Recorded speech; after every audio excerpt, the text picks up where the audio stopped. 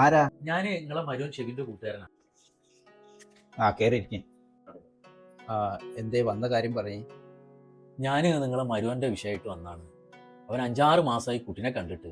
അപ്പൊ അവനക്ക് ഭയങ്കര വിഷമമുണ്ട്. അവനക്ക് അവന്റെ കുഞ്ഞിനെ കാണാൻ ഭയങ്കര പൂതിയുണ്ട്.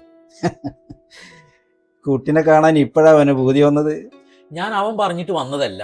എന്തെങ്കിലും പ്രശ്നം ഉണ്ടെങ്കിൽ നമുക്ക് പറഞ്ഞ് ശരിയാക്കാച്ചിട്ട് വന്നതാണ്. നിങ്ങളെ പേരെന്താ? റിയാസ്.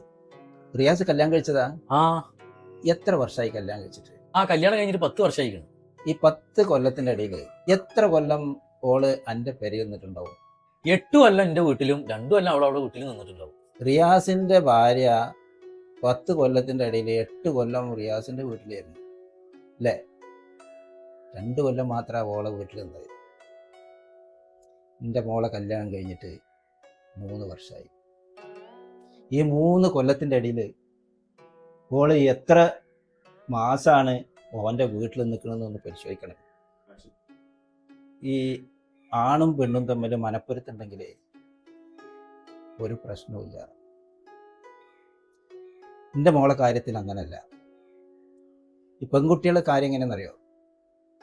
ഒരു പെൺകുട്ടി ജനിച്ചിട്ടുണ്ടെന്നുണ്ടെങ്കിൽ 21-22 വയസ്സ് വരെ താഴെ മേലെ വെക്കാണ്ട് ഒരു ഉറുമ്പരിച്ചാൽ വേദനിക്കുന്ന വിധത്തിലാണ് ഉമ്മയും ബാപ്പയും അവളെ വളർത്തുന്നത്. 22 വയസ്സ് കഴിഞ്ഞ് 22-23 വയസ്സായി കഴിഞ്ഞാൽ അവളെ കല്യാണം കഴിച്ച് അവളെ ഭർത്താവിന് വീട്ടിൽ കയക്കുക. പിന്നെ എന്താവും എന്നുള്ളത് നെഞ്ഞത്ത് കൈ വെച്ചിട്ട് അള്ളാഹുവിനോട് പ്രാർത്ഥിക്കാന്നല്ലാണ്ട് വേറൊരു രക്ഷയില്ല. പിന്നെ അവിടെ പോയിട്ട് അവൾക്ക് അനുഭവിക്കാൻ കഴിയാത്ത, അവൾക്ക് സഹിക്കാൻ കഴിയാത്ത കാര്യങ്ങൾ ഉണ്ടാകുമ്പോൾ അവൾ എന്ത് ചെയ്യുന്ന പറഞ്ഞാൽ നേരെ ഉമ്മ ബാപ്പ എന്നും പറഞ്ഞാൽ നമ്മളെ വീട്ടിൽ വരും. അതൊരു തലവേദനയാൾ പോലും അവൾക്ക് സഹിക്കാൻ പറ്റാത്താണെന്നുണ്ടെങ്കിൽ അവർ തളഞ്ഞ് തന്നെ പറ്റും. അങ്ങനെയാണ് എൻ്റെ മോള് ഇവിടെ. അതൊക്കെ പോട്ടെ, നമുക്കതൊന്ന് പറഞ്ഞ് സംസാരിച്ച് ഒന്ന് ക്ലിയർ ആക്കി കൂടെ? അത് നമ്മൾ തമ്മിൽ സംസാരിച്ചുകൊണ്ട് കാര്യമില്ല. ഓൻ്റെ ഉമ്മയും ബാപ്പൻ്റെ അവർ വന്നിട്ട് കാര്യങ്ങൾ പറയട്ടെ. അപ്പോഴല്ലേ എന്താണ് ഇതിൻ്റെ പിറകിലുള്ള വിഷയം നമുക്ക് മനസ്സിലാവുള്ളൂ. അവരോടൊന്ന് വരാൻ പറയും.